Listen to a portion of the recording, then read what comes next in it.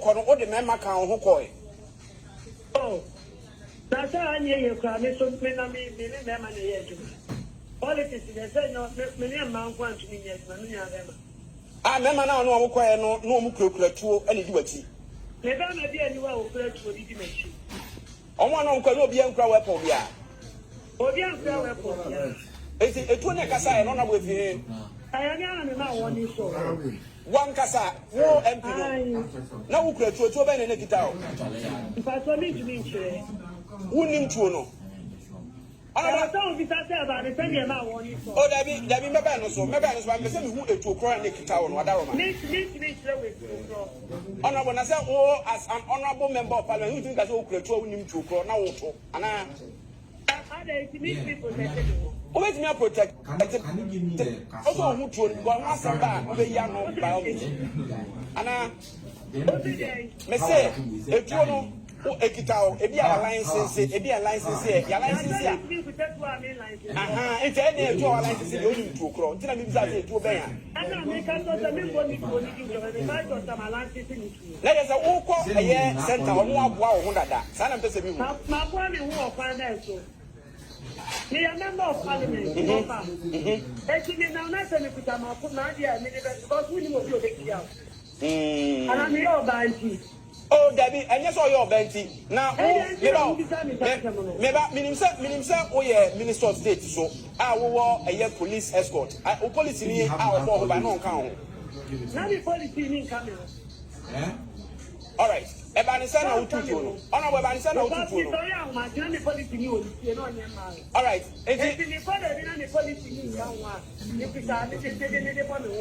Okay. Ona bunti maye hunu ebanisana ututuno. Hello. Jealousy. Ana na me kyo mu se ye se ye ba ye no. Ai be minute do for ka se ye. Ka dire. I don't know who was it. We didn't say who she can't for her.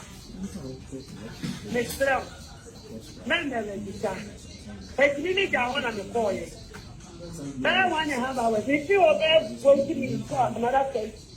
You are going to call you calling your call when you want to fight macho men. No more bad that you let that off. It's your mother do one. Now, your boy, I know, maybe I may contact.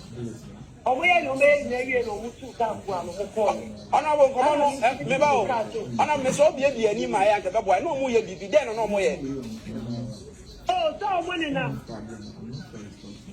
ate akubi wo homo moto no pru na omo ni na mo wa ya se na so me dede kakra ho sa na ba che me dede kakra ho okay na the police center and nya ho na ya ka se wo di ko ba so mo be le and yes to Christ wo universal sense.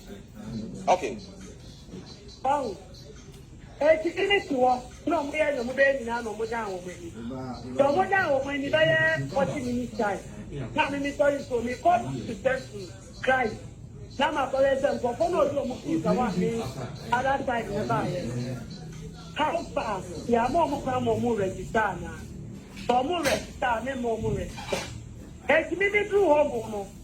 Ne ka Kenta mo teka na moto me di teka ko. Ana moto sunu ebe surround teka no. That's what you na me tie the okano. So I realized that my people's life was in danger. It's not a person mistake for follow. Ana me ma warning shot. I didn't direct it on anybody. So I gave warning shot. No, mo ti stay or homo. So that was what happened. It's honorable as a minister of state, I will not sense danger. The first point of call, police, and I say any security agency. Police around, never. Now, who inform police said this is the situation now? Now, police commander now, I say, lawyer for me name the number. The name the number. But who access to the top hierarchy?